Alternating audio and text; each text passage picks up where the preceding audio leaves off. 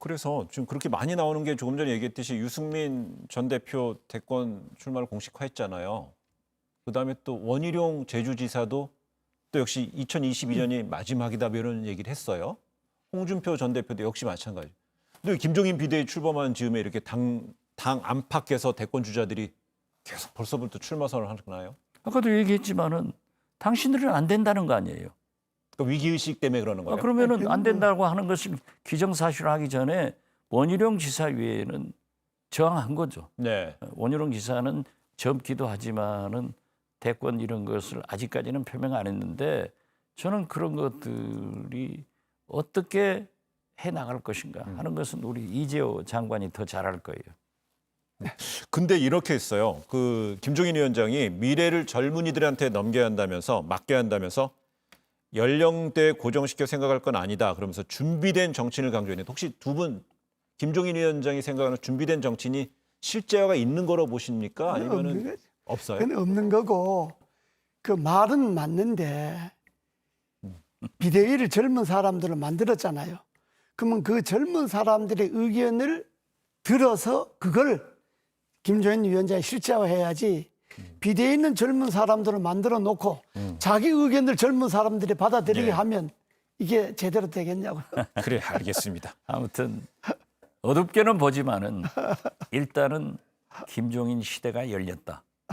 그리고 거듭 말씀드리지만은 그 메시지가 당분간 정치권을 휘몰아칠 거예요. 휘몰아친다. 가장 곤란한 것은 민주당의 이해찬 대표가 일일이 응해서 싸우느냐. 네. 또 다음에 8월 전당대회에서 선출될 이낙연 이건 또는 홍영표건 일일이 대구에서 싸울 거냐 했을 때 굉장히 민주당도 잘못하면 이 김종인 페이스에 말려든다.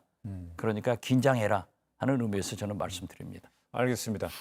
자연스럽게 지금 민주당 이제 이낙연 당선인 얘기를 했는데요. 앞서서 저희가 뭐 지금 속보 나온 걸 한번 전해드리겠습니다. 그 강제추행 혐의를 받은 오거돈 전 부산시장에 대해서 사전 구속영장이 신청이 됐습니다. 사전 구속영장이 이게 발부가 됐다는 내용이시죠? 예, 알겠습니다. 이런 내용이 들어와 있고요. 발부됐어요? 예, 지금 이제 사전 구속영장이요. 네. 신청이 된 거고요. 네. 경찰에서 이제 신청을 한 겁니다. 그렇게 됐고요. 좀 전에 그 이야기한 대로 유력 대선 후보로 거론되는 민주당의 이낙연 전 총리 다음 주 초쯤에 당대표 출마를 선언할 것이다. 이런 예. 관측이 구체화가 되고 있습니다. 뭐 수차 이야기했지만은 이낙연 의원으로서는 대선으로 가려면 네. 당대표 출마할 수밖에 없습니다. 근데 출마할 거라는 이야기를 우리가 수차 이미 이야기를 했는데 지금 이낙연 당선자가 택할 길은 대표 기간이 얼마든지 간에 일단 대표 출마해서 당에 뿌리를 박는 겁니다. 그러지 않고는 잘못하면 대권 그 후보가 네. 말로만 끝날 수 있기 때문에 당을 잘했어요. 뿌리를 박아야죠. 아주 잘했어요. 그럼요. 저는 처음부터 네. 이낙연 전 총리가 국민의 지지를 가장 높게 받지 않아요. 네. 꽃가마 타고 갈 생각하지 마라. 험한 길을 가야 됩니다. 그러니까 당권에 도전해야 된다라고 했는데 결국 하신 것은 아주 잘했고요. 네. 특히 지금 제가 그렇게 생각한다는 게 아니라 일반적으로 이낙연 전 총리 하면은 결단이 부족한 사람이다. 좀 확확 밀고 나가는 추진력이 약하다 했는데 그런가요? 그런 평이 있어요. 예. 우리 당내에. 네. 우리 당은 지금 아닙니다만 예. 아무튼 그랬는데 저렇게 딱 결단 내려서 출마하면은 국민들도 또 당내에서도 다시 재평가할 겁니다. 혹시요. 현재 더불어민주당의 당원 당규상에 보면은요. 그 이번에 당권 8월에 해서 도전에 되더라도 대선 1년 전에 그만둬야 되잖아요. 대략 그렇죠. 이제 7개월짜리 이제 당권 주자가 되는 당 대표가 되는 건데 혹시 그 7개월 동안에 그 당심을 더 얻어서 대권에 더 한 발짝 후보에 가까이 갈 수도 있지만 혹시 7개월 사이에 뭐 여러 가지 일이 있을 수도 있다 이런 얘기도 있어요. 그건 이제 본인이 능력에 달려 있는 거죠. 네. 본인이 지도력에 달려 있는 건데 이번에 7개월 동안 당을 맡아서 대선 가도를 또 굳힐 수도 있는 거고 네. 오히려 7개월 동안에 여당을 그 복잡한 여당이잖아요. 맡아갖고 오히려 자기가 더 기반을 잃을 수도 있는 거니까 그거는 본인의 능력에 달린 겁니다. 그러나 일단 대표는 해야죠. 근데, 예. 근데 조금 전에 그 박지원 의원이 이런 얘기했어요. 얘기하다가 홍영표 의원 이름을 한번 툭 던지셨어요. 홍영표, 예. 우원식 네.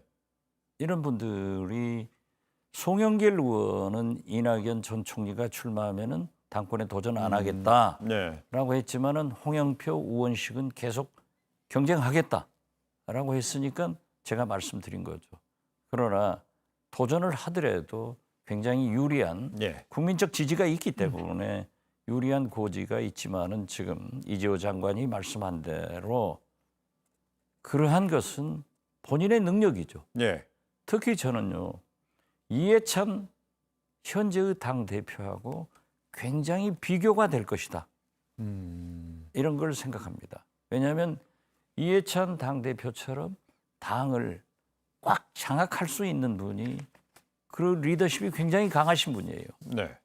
그런데 과연 이낙연 당 대표가 돼서 그렇게 장악을 하고 집권 여당은 조금 다르거든요. 야당하고 예. 달리 그렇게 나갈 것인가 하는 것은 본인이 해결할 문제지 누구도 아니고 지금 이 순간에도 저는 정세균 총리가 어떻게 할 것인가 아, 그래요? 이것도 굉장히 의문이에요. 정세균 총리가 어떻게 할 것인가? 정세균 총리가 그러면 뭔가를 생각하고 있다는 거예요? 뭐 준비 안 하겠습니까? 정세균 총리가 원래 또 뭐 그 생각을 갖고 있는 분이니까 네. 총리를 맡은 것도 그 생각을 위해서 맡은 거니까 네.